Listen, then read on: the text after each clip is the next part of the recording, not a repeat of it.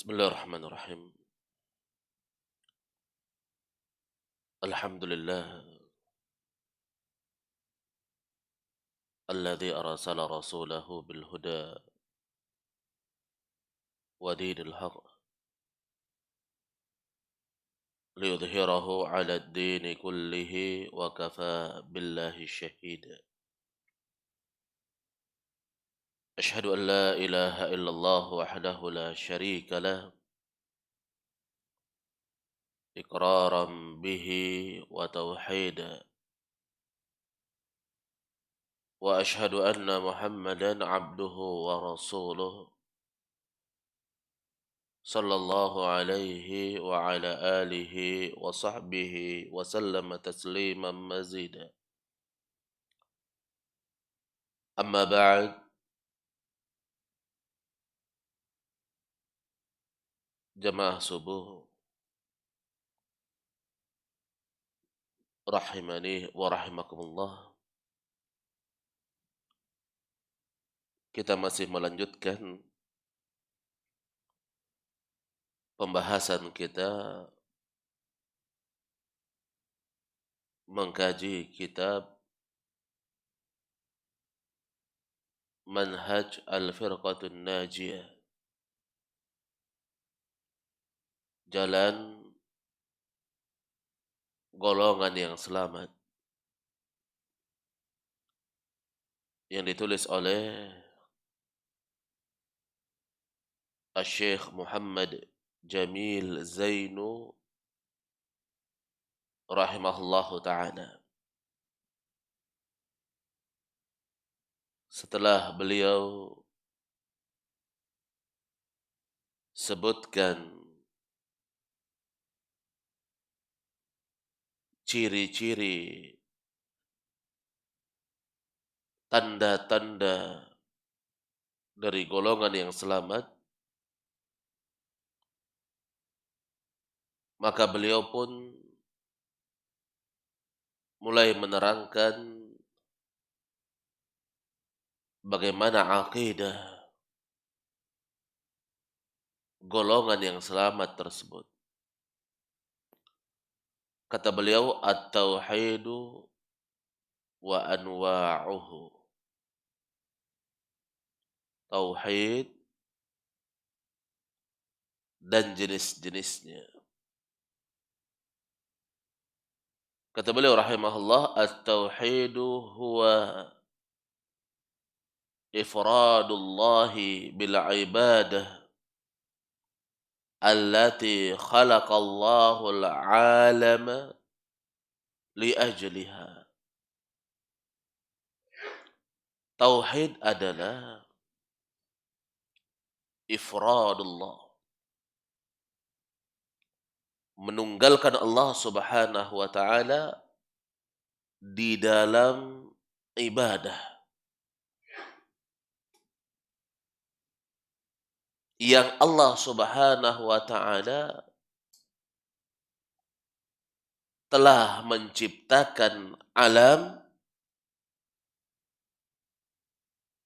karena tauhid tersebut.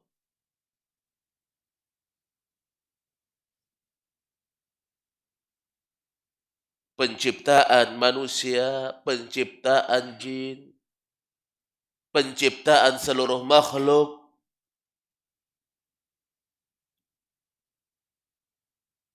itu untuk mentauhidkan Allah, untuk menunggalkan Allah Subhanahu wa taala di dalam ibadah, untuk menjadikan Allah satu-satunya yang disembah. Qala ta'ala, Allah Subhanahu wa ta'ala berfirman, "Wa ma khalaqtul jinna wal insa illa liya'budun." Tidaklah aku ciptakan jin dan manusia kecuali untuk beribadah kepadaku. Ini ayat sangat jelas menerangkan bahwa tujuan diciptakannya jin dan manusia adalah untuk beribadah kepada Allah. Illa liya'budun, kecuali untuk beribadah kepadaku. Apa maknanya? Ayyuwahiduni fil ibadah wa yufarriduni fid du'a. Yaitu mereka mentauhidkan aku di dalam ibadah dan menunggalkanku di dalam doa.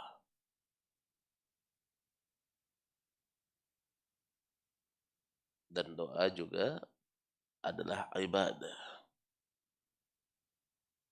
Sebagaimana yang telah difirmankan oleh Allah di dalam Al-Quran, wa qala rabbukum ud'uni astajib lakum innal ladhina yastakbiruna an ibadati sayadkhuluna jahannama dakhirin.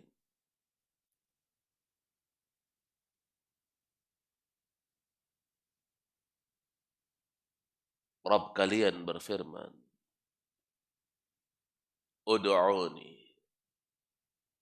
berdoa kalian kepadaku, astajib lakum, saya akan kabulkan untuk kalian. Perhatikan perintahnya adalah berdoa. Berdoa kalian saya kabulkan. Innal ladzina yastakbiruna an ibadati, sesungguhnya orang-orang yang menyombongkan diri untuk beribadah kepadaku. Di sini enggak disebutkan orang-orang yang menyombongkan diri dengan tidak mau berdoa. Tapi menyombongkan diri untuk beribadah kepadaku. Padahal perintahnya adalah berdoa. Kan Allah firmankan, berdoalah kalian kepadaku. Tapi orang yang tidak berdoa, disebutkan orang yang menyombongkan diri tidak beribadah kepadaku. Kenapa dikatakan orang yang beribadah? Ini menunjukkan bahwa doa itu adalah ibadah. Orang yang tidak mau berdoa, maka sama saja dia tidak mau beribadah kepada Allah Subhanahu wa taala. Jemaah sekalian yang dimuliakan oleh Allah Subhanahu wa taala. Dan Syekh di sini pun menyebutkan beribadah kepadaku maksudnya adalah mentauhidkan aku dan menunggalkan aku di dalam doa. Taib. Kemudian selanjutnya wa anwa'ut tauhid al-atiyah ma'khudah minal Qur'anil Karim. Jenis-jenis tauhid yang akan datang diambil dari Al-Qur'anul Karim. Jadi beliau menjelaskan pembahagian dari tauhid. Sebagaimana yang dimaklumi bahwa tauhid itu terbagi menjadi 3. Siapa bilang? Apa dalilnya, Bedi? Tauhid itu terbagi menjadi 3. Kenapa kayak mirip-mirip Trinitas? Syekh sebutkan tauhid terbagi menjadi tiga, itu diambil dari Al-Quran. Memang tidak ada ayat Al-Quran mengatakan tauhid terbagi menjadi tiga. Tidak ada ayat Al-Quran, hadis Nabi mengatakan tauhid terbagi menjadi tiga. Tapi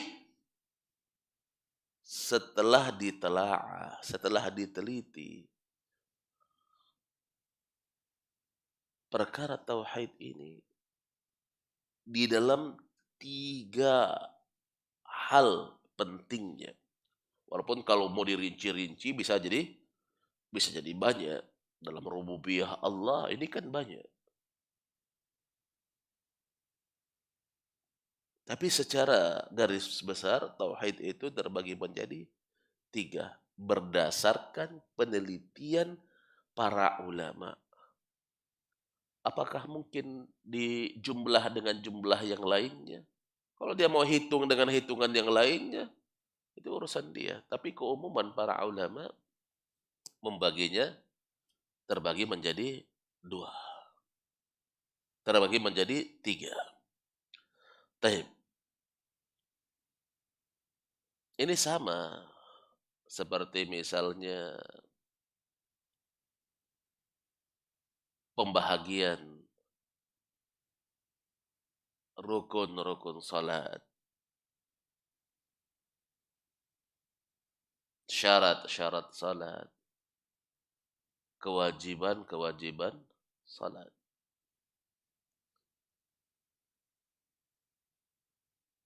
Para ulama Hambali berdasarkan dalil-dalil itu menyebutkan, oh syarat-syarat salat itu ada 9 misalnya. Apa dalilnya 9? Ini kan setelah diteliti dalil-dalil, ditelaah. Rukun salat misalnya ada 14.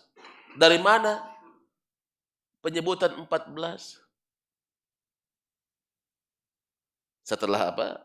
Diteliti, oh ini adalah rukun. Jamaah sekalian yang dimuliakan oleh Allah Subhanahu wa taala.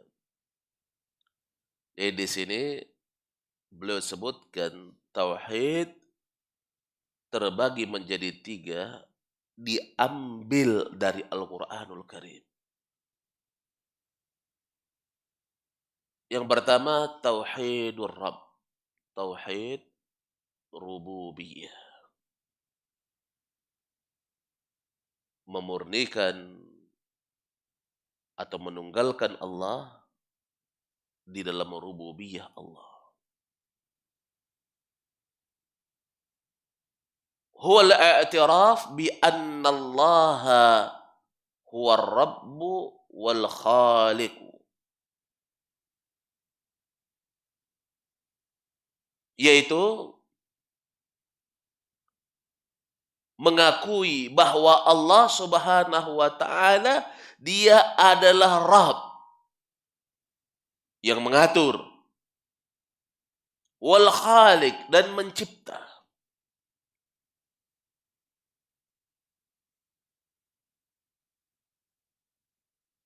Lingkup rububiyah ini sangat luas ya. Masuk di dalamnya pengaturan, penciptaan, penentuan,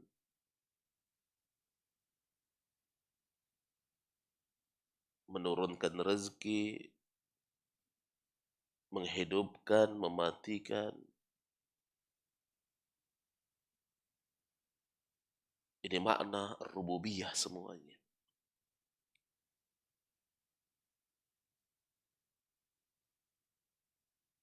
Mentauhidkan Allah di dalam rububiyah, ini mengakui bahwa Allah satu-satunya yang mencipta, menghidupkan, mematikan, mengatur alam semesta. Wa qad i'tarafa bihadzal kuffar. Dan sungguh orang-orang kafir telah mengakui ini. Jadi kalau cuman mentauhidkan Allah dalam rububiyah, di sini jangan dulu merasa bahwa dia telah beriman. Ini belum berbeda dengan orang kafir. Orang-orang kafir terdahulu, mereka pun mengakui ini. Walam yudkhilhum dzalika fil Islam.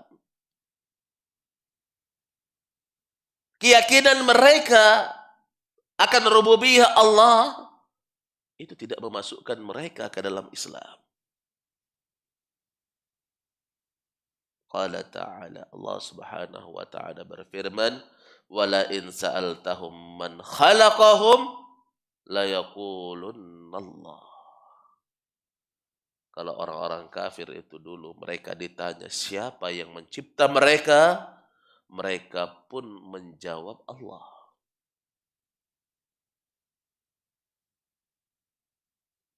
Enggak mereka bilang, oh yang menciptakan kami patung, yang menciptakan kami berhala, yang menciptakan kami pepohonan, yang menciptakan kami sembahan yang kami sembah. Tidak. Jawaban mereka Allah. Mereka yakin ini. Mereka tahu yang menciptakan adalah Allah Subhanahu wa taala. Demikian pula makhluk-makhluk besar. Ketika ditanya, "Man khalaqas samawati wal ardh?" Siapa yang menciptakan langit dan bumi? Demikian dalam ayat yang lain pertanyaan, "Man biyadihi malakutu kulli syai'?" Siapa yang di tangannya penguasaan terhadap segala sesuatu? Dalam ayat yang lain, wa may yudabbirul amr, siapa yang mengatur segala perkara? Orang-orang musyrik dahulu, orang-orang kafir terdahulu jawabannya semua sama. La yaqulunallah. Mereka pun menjawab Allah. Wa qad ankara asyuyu'iyun wujudur Rabb. Dan kata beliau, orang-orang ateis mereka mengingkari adanya Rabb. Nggak ada itu yang mencipta. Nggak ada itu yang mengatur alam semesta. Ini semua terjadi dengan sendirinya. Bumi terjadi dengan sendirinya. Kita pun juga terjadi dengan sendirinya. Tidak ada yang mencipta kita.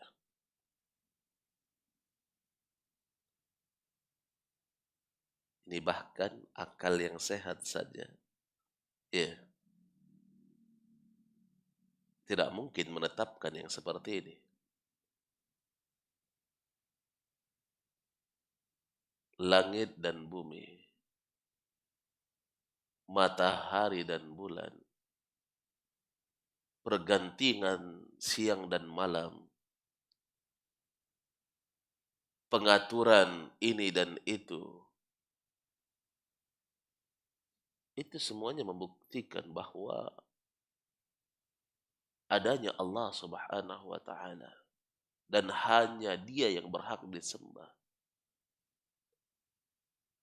Coba perhatikan keteraturan alam semesta, bergantinya siang dan malam,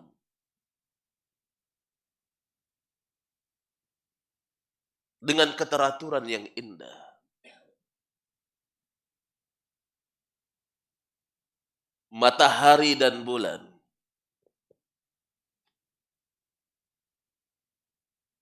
muncul dan tenggelam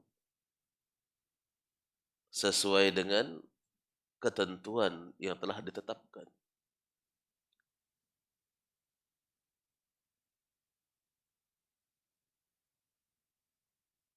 Kalau tidak ada yang mengaturnya, berarti keinginan sendiri matahari ataupun bulan.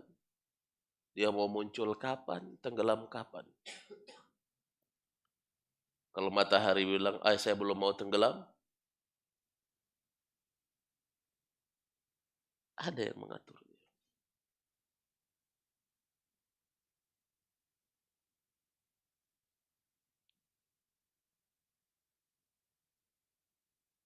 Jangankan makhluk yang lainnya. Ini saja ini bunga-bunga buatan. Kalau saya bilang ini jadi sendiri ini, nggak ada yang buat.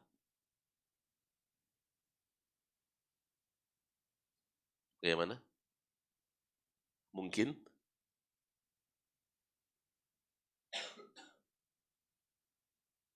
kita manusia yang penuh dengan kesempurnaan penciptaan dikatakan terjadi dengan sendirinya. Ini kan nggak masuk akal. Sementara ini saja dikatakan terjadi sendiri, antum tidak terima. Bahkan orang-orang ateis itu kalau dibilang ini terjadi dengan sendirinya, nggak ada yang buat ini. Tiba-tiba seperti ini. Mereka tidak akan percaya. Jamaah sekalian yang dimuliakan oleh Allah. Karena itu kata Syekh, fakanu asyadda kufran min kufaril jahiliyah. Maka mereka lebih berat kekufurannya dibandingkan orang kafir jahiliyah. Orang kafir jahiliyah masih mengakui ada Rabb yang mencipta, mengatur, menguasai alam semesta. Dan bahkan mereka tahu dalam perkara-perkara besar yang memberikan kehidupan, yang menyelamatkan, itu adalah Allah.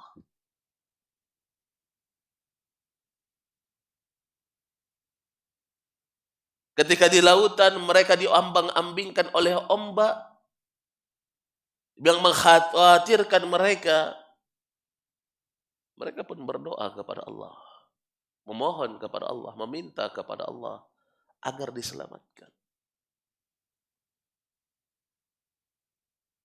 Mereka faham itu.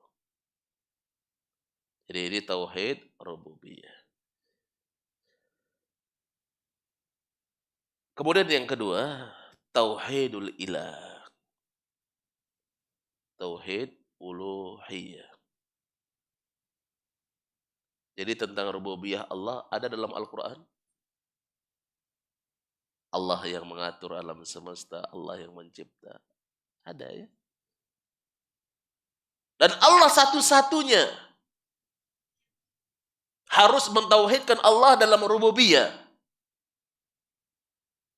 Ada dalam Al-Quran.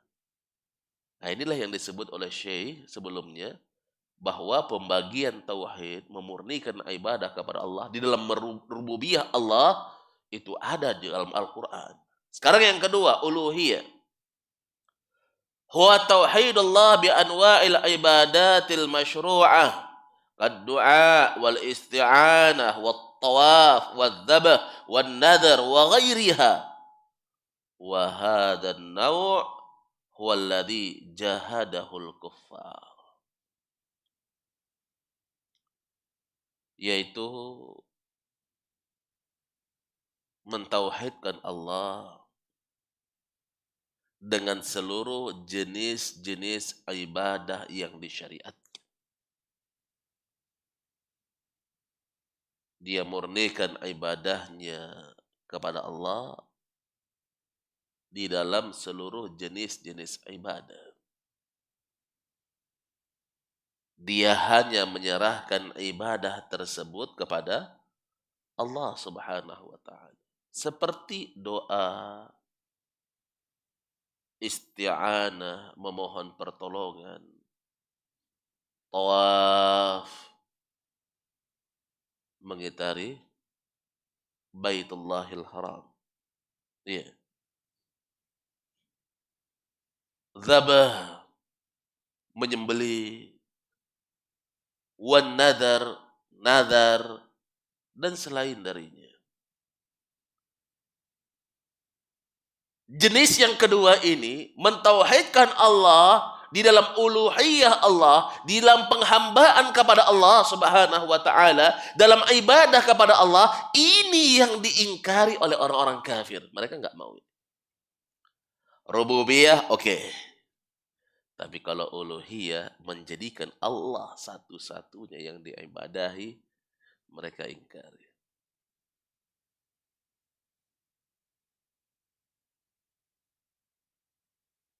Nabi SAW mengajak mereka untuk mentauhidkan Allah. Dengan kalimat ajakan, seruan untuk mentauhidkan Allah, memurnikan ibadah kepada Allah. Apa ajakannya? Qulu la ilaha illallah. Ucapkanlah la ilaha illallah. Mereka ingkari, mereka tidak mau. Sebabnya mereka merasa, wah ini aneh ini. Kenapa kok seperti ini? Kita sudah turun-temurun beribadah kepada banyak sembahan. Sementara ini diajak untuk memurnikan ibadah, menjadikan yang diibadahi cuma satu. Ketika diajak untuk mengucapkan la ilaha illallah, yastakbirun. Mereka pun menyombongkan diri. Mereka tidak mau. Kemudian mengatakan, inna latariku alihatina. Apakah kami harus meninggalkan sembahan-sembahan kami? Dalam ayat yang lain, mereka ketika diajak untuk mengucapkan la ilaha illallah, apa jawabannya? Aja'alal alihata ilaha wahida. Apa engkau ingin menjadikan Tuhan cuma satu? Ini kan seruan kepada tauhid. Dan kata Syekh, wa kanat fihi al-khusumah bainal umam wa rusuluhum mundu Nuhun alaihi salam ila Muhammad.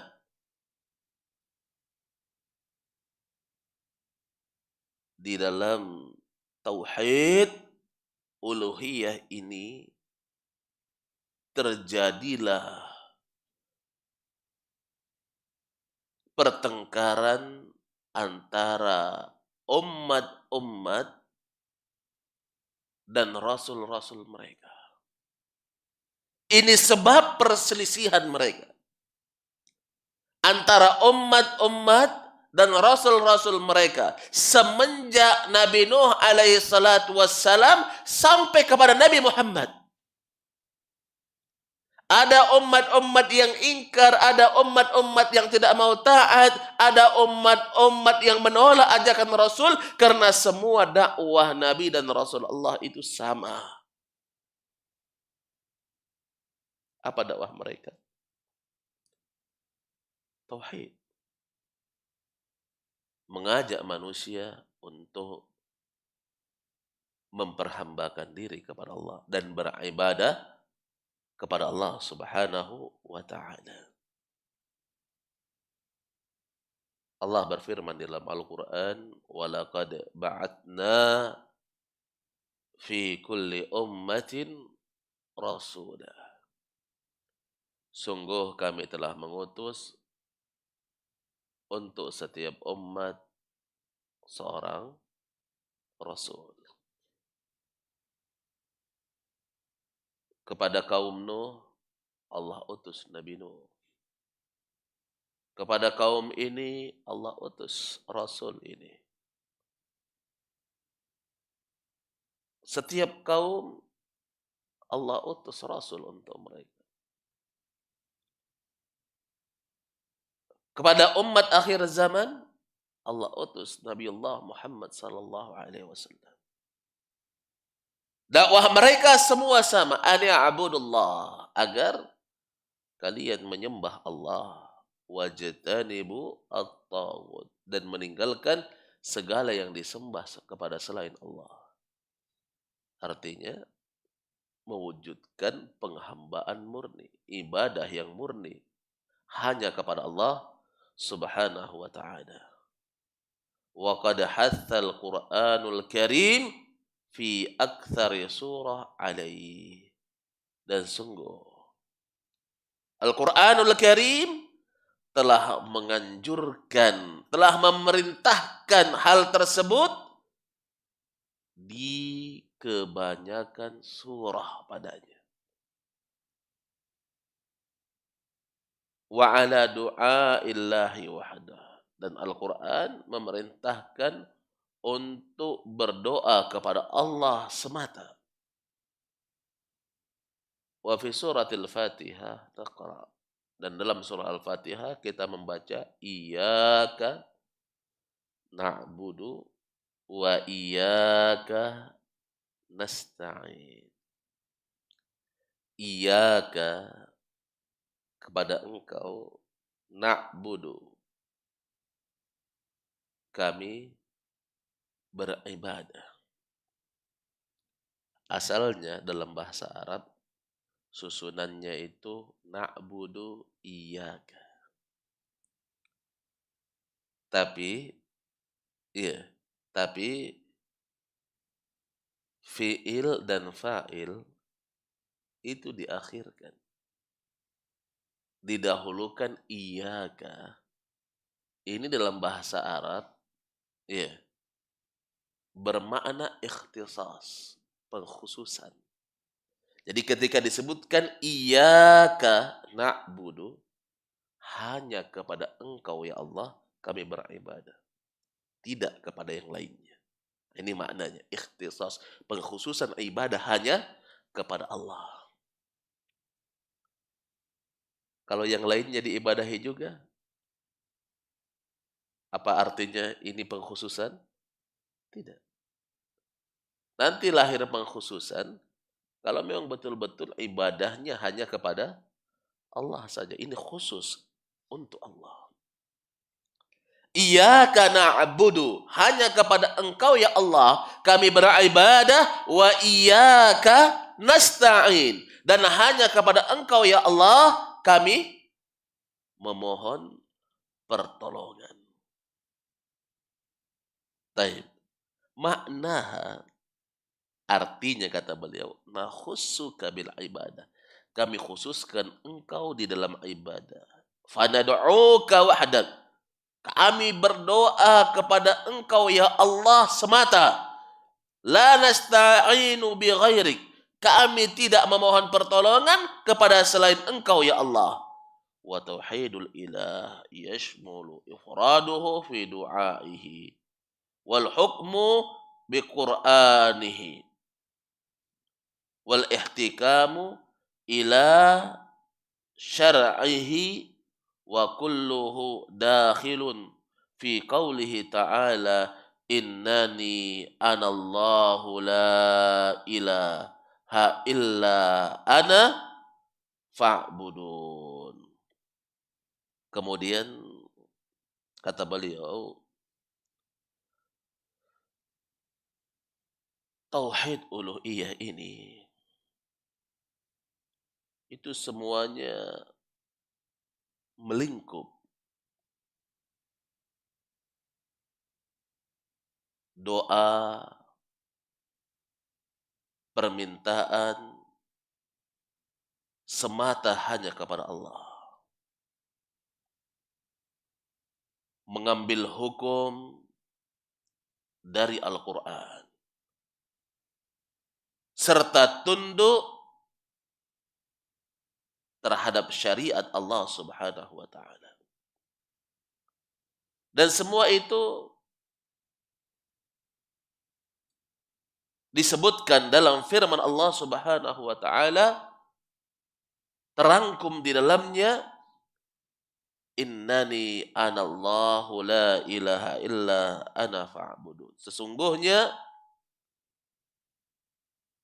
aku adalah Allah. Innani anallah. Sesungguhnya aku adalah Allah. La ilaha illa ana. Tidak ada yang berhak diibadahi kecuali saya. Fa'budun. Maka beribadahlah kepada saya. Jamaah sekalian yang dimuliakan oleh Allah Subhanahu wa taala. Ini tauhid yang kedua, yaitu tauhid uluhiyah. Mentauhidkan Allah di dalam ibadah, ini perintah Allah di dalam Al-Quran. Ada perintahnya. Kemudian yang ketiga, tauhidul asma was sifat. Tauhid memurnikan Allah di dalam nama-nama dan sifat bagi Allah Subhanahu wa taala. Dan ini insyaallah akan kita lanjutkan pada pertemuan yang akan datang seputar tauhid asma was sifat. Wa sallallahu ala sayyidina Muhammadin wa ala alihi wa sahbihi ajma'in wa akhiru da'wana alhamdulillahi rabbil alamin. Wassalamu alaikum warahmatullahi wabarakatuh.